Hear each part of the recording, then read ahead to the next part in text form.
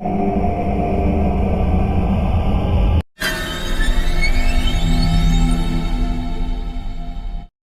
दोस्तों, अगर आप हमारे चैनल हॉरिबल संडे से पहली बार जुड़े हैं तो आप हमारे चैनल को सब्सक्राइब कर लीजिए, जिससे आने वाली वीडियो आप तक सबसे पहले पहुंच सके। युवराज कृतिका से कभी बात नहीं करता था। युवराज का कृतिका के प्रति इस तरह का बर्ताव दिन पर दिन बढ़ता जा रहा था। कृतिका युवराज से बात करने की कोशिश भी करती तो युवराज उसे नज़रअंदाज कर देता। कृतिका नहीं जानती थी कि युवराज उसके साथ ऐसा क्यों कर रहा है।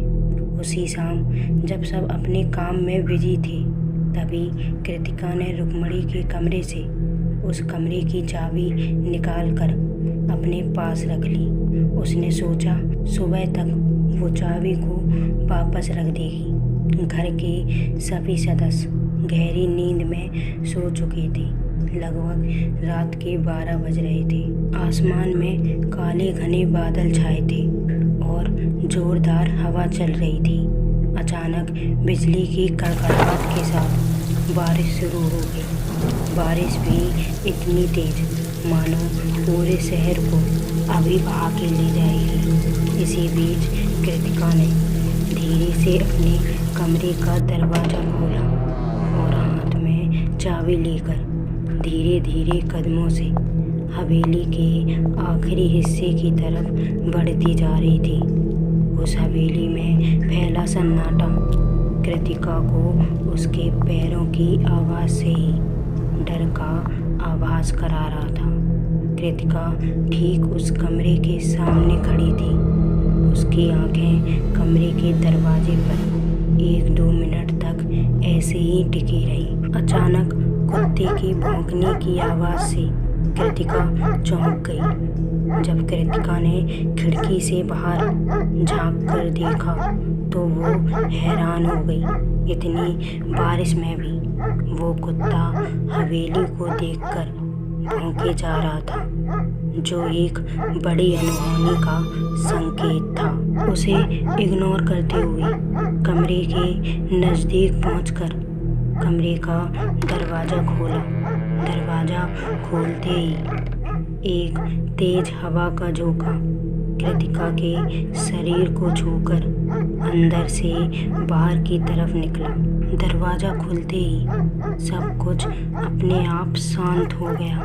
बारिश भी बंद हो चुकी थी। लगातार भौंके जा रहा कुत्ता एकदम से शांत हो गया। कमरे के अंदर बिल्कुल अंधेरा था। अंधेरा होने के कारण कृतिका को कुछ दिखाई नहीं दे रहा था। कृतिका ने अपने फ़ोन की टॉर्च ऑन की और कमरे में चारों तरफ देखने लगी। कमरे का सामान पूरी तरह से बिखरा हुआ था। सालों से बंद होने के कारण हर सामान पर धूल की परतें जमी हुई थी। ना जाने क्यों कृतिका को वो कमरा एक अलग ही कहानी बयां कर रहा था। कृतिका को एकदम से लगा जैसे उसके पास कोई खड़ा है। जब उसने देखा तो वहाँ कोई नहीं था। कृतिका उसे वहम समझकर आगे बढ़ी। तभी कृतिका किसी चीज़ से टकराकर नीचे गिर पड़ी। जब कृतिका ने ध्यान से देखा तो वो किसी की लाश थी। कृतिका की चीख निकल गई और वो वहीं पर बेहोश हो गई। जब उसकी आँख खुली तो उसने खुद को अपने कमरे में बिस्तर पर पाया। घर के सभी लोग उसके आसपास खड़े थे। रुक्मणी कृतिका के सिर पर हाथ रखते हुए कहती है, कैसी हो बेटा? तुमने तो हमें डरा ही दिया था। कृतिका कुछ बोलती उससे पहले ही प्रीति ने कहा, भाभी आप छत पर क्या करने गई थी? आप तो हमें बेहोशी के हालत में छत पर मिली थी। ये सुनकर कृतिका के पैरों तले जमीन खिसक गई। कृतिका को कुछ समझ नहीं आ रहा था कि आखिर वो छत पर कब गई। तब कृतिका ने कल रात उसके साथ क्या क्या हुआ था वह सब अपने परिवार वालों को बताया, लेकिन किसी ने भी उसकी बातों पर विश्वास नहीं किया। जब कृतिका नहीं मानी, रुक्मणी ने कहा कि अगर तुम्हें विश्वास नहीं है तो चलो तुम्हें वो कमरा खोल कर दिखा दूँ। जब कृतिका वहाँ पहुँची तो वो हैरान थी, क्योंकि वो कमरा पहले की तरह ही बंद था, मानो उसे खोला ही न गया हो। कृतिका तब और परेशान हो गई जब उसने उस कमरे की चाबी रुक्मणी के पास देखी, जो कल रात उसके पास थी। जब कमरा खोला गया तो कृतिका को अपने आँखों पर विश्वास नहीं हुआ, क्योंकि कमरे में ना कोई लाश थी और ना ही सामान बिखरा हुआ था। कमरा नॉर्मल था। तभी घर का नौकर हाँफता हुआ आया और बोला, मालिक बाहर चल के देखिए। जब बाहर गए तो कुछ लोग किसी को घेर कर खड़े थे। जब सबने देखा तो वहाँ एक कुत्ता मरा पड़ा था। जब कृतिका ने देखा तो उसके होश उड़ गए। वो वही कुत्ता था जो कल रात कृतिका ने देखा था। कृतिका को कुछ समझ नहीं आ रहा था, आखिर उसके साथ ये क्या हो रहा है। शायद कृतिका ने उस कमरे को खोलकर सबसे बड़ी गलती कर दी थी। रात के खाने के बाद सब अपने अपने कमरे में चले गए।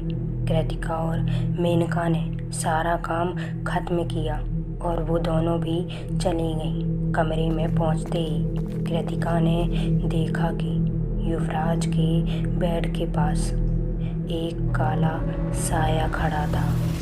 जब कृतिका ने उससे पूछा कि उसे क्या चाहिए, आखिर उसके साथ ऐसा क्यों हो रहा है, तो उसने अपने खून टपकते हाथों से युवराज की तरफ इशारा किया। अचानक कृतिका की नींद खुल गई। उसने टाइम देखा तो रात के 2 बज रहे थे। युवराज को देखने के लिए गई। युवराज सो रहा था, लेकिन वहाँ पड़े खून की बूंदों को देखकर कृतिका के रोंगटे खड़े हो गए। कृतिका के देखते ही देखते खून की बूंदें अपने आप गायब हो गईं। धीरे धीरे ये हादसे घर के सभी लोगों के साथ होने लगे। सब हॉल में बैठे थे।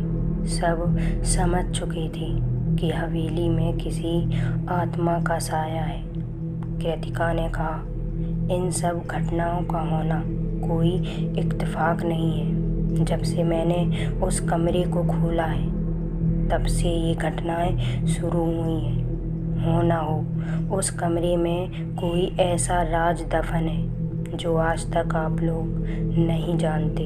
तभी अचानक से भारी भरकम चीज बीच में रखी टेबल पर आ गिरी। वो घर के नौकर रामू की डेड बॉडी थी, जो पिछले 20 सालों से उस हवेली में काम कर रहा था। ये देखकर सब दंग रह गए। अब सबका शक हकीकत में बदल चुका था। पुलिस ने रामू की बॉडी को पोस्टमार्टम के लिए भेज दिया और घर के लोगों से पूछताछ करके चली गई। अचानक आसमान में काले घने बादल छा गए।